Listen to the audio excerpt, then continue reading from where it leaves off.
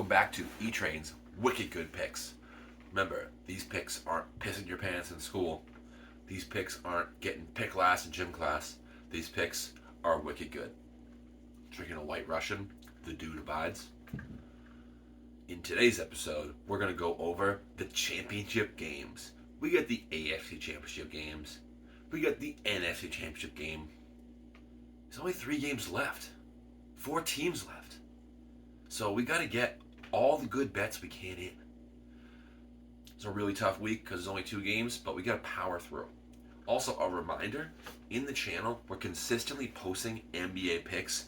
It's a gravy train with biscuit wheels. Get on this shit. We're killing the NBA. We're rocking the NBA shoe. Dominating. Anyway, on to the NFL championship thoughts, picks, predictions. So in the first game, we got Kansas City traveling to Baltimore. It's going to be a great game. The line is at 3.5. The over-under is at 43.5. This is really tough. So this is a statement I want to make that I think is not necessarily pertains to this game, pertains to the NFL playoffs in general. And that's that the NFL playoffs are, this year specifically, your weakness coming home to roost. For example, Cleveland's defense couldn't play on the road. Their defense didn't play on the road. They got bounced. The Bills couldn't execute late. They got bounced. Miami can't play in the cold. They got bounced. Pittsburgh can't score the ball. They got, if you had a season-long weakness, finally it gets to the NFL playoffs, and that weakness is massive, and you lose because of it. I think that continues this week, but I'll get to that in my picks. Kansas City, their offenses looked great against Miami and the Bills. They've scored 26 and 27 points. That's pretty good for them this year. Honestly, they've barely gotten over 20 this year. However, this Baltimore D is the healthiest D by far they've played in the playoffs. The Bills had multiple starters out. So did Miami. I think this Baltimore D is really good. I think they held Houston to 10 points, and 7 of that was on a punt return or a kick return. So this defense is legit. I think it's a big step up in class for Kansas City's offense. I think Kansas City is playing in back-to-back road games.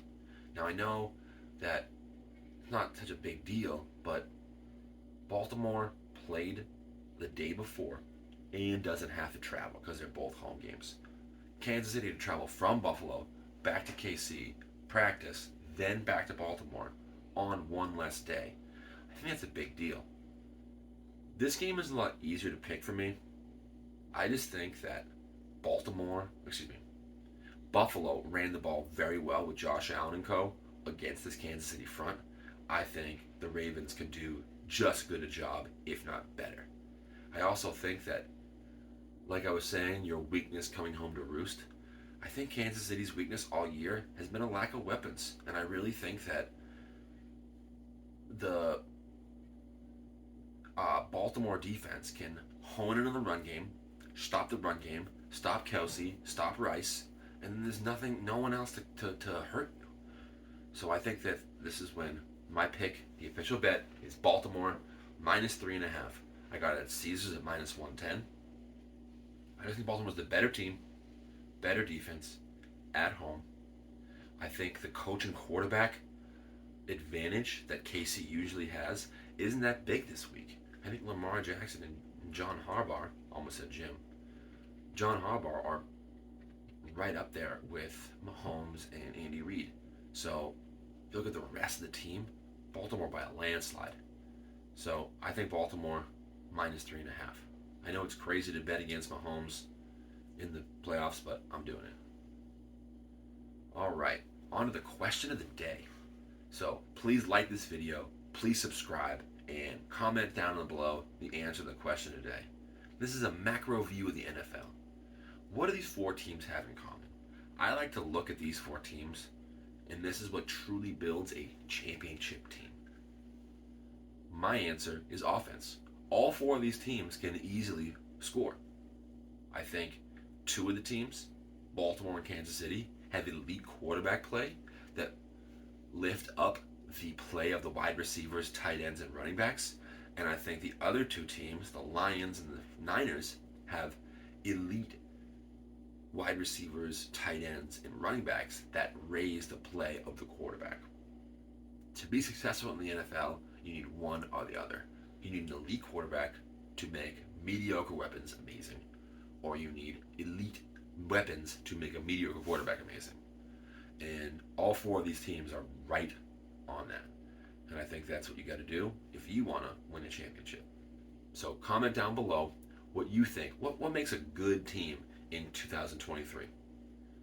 All right, on to the NFC Championship game.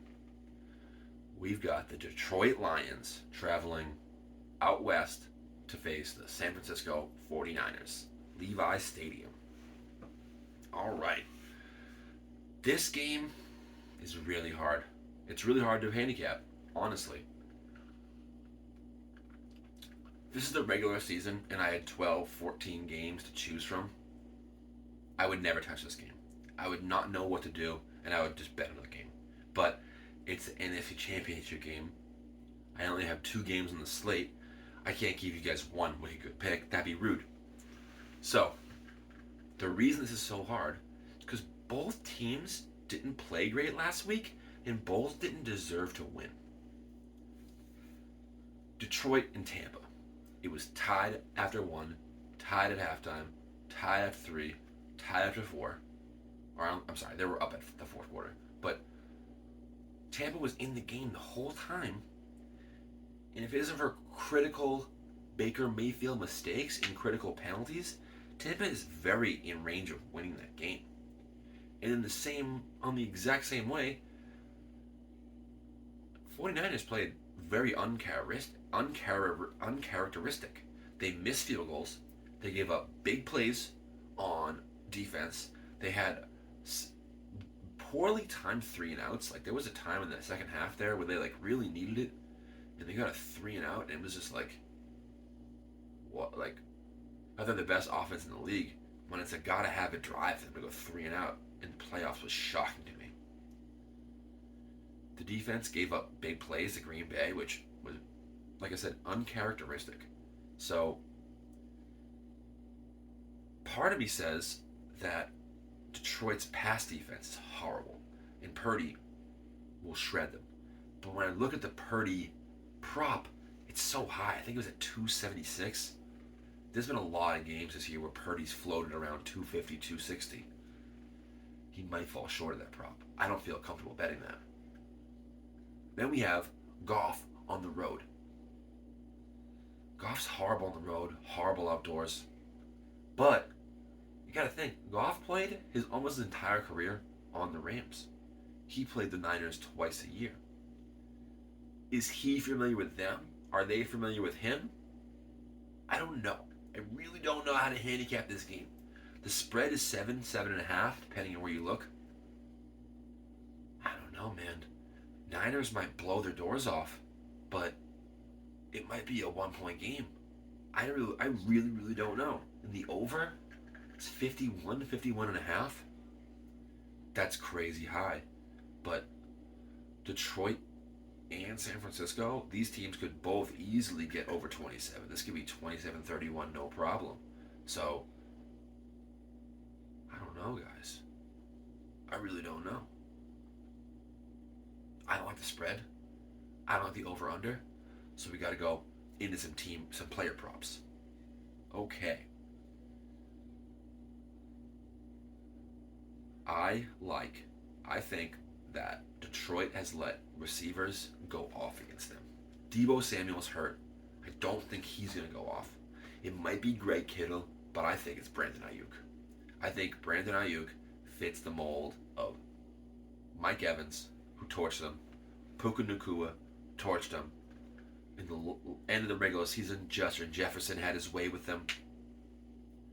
I think my wicked good bet is Brandon Ayuk over 80.5 receiving yards. And I have that on FanDuel at -110. I know if you've been following the channel, I've been betting quarterback passing props against Detroit, but I could see Purdy only passing the ball 24 times because their defense smashes and McCaffrey runs the ball for 150 yards. I could also see this being a very close game. Detroit's defensive front stopping the run game, making them one-dimensional, and then Purdy has to throw for 300 yards. But I really don't know. It's hard for me to put my hard-earned cash and put it on anything except for Ayuk. I don't think they have a defensive back that can handle him. I think he's going to get over 80 and a half receiving yards. That's on FanDuel at minus 110. So we got Baltimore minus 3.5. Brandon Ayuk over 80 and a half receiving yards. So 81 receiving yards is a win. Thanks again for tuning in. Please like, subscribe, comment the question of the day. Share this video with your friends if they're sports gamblers. Thanks so much for tuning in, and this is Etrain's Wiki Good Picks.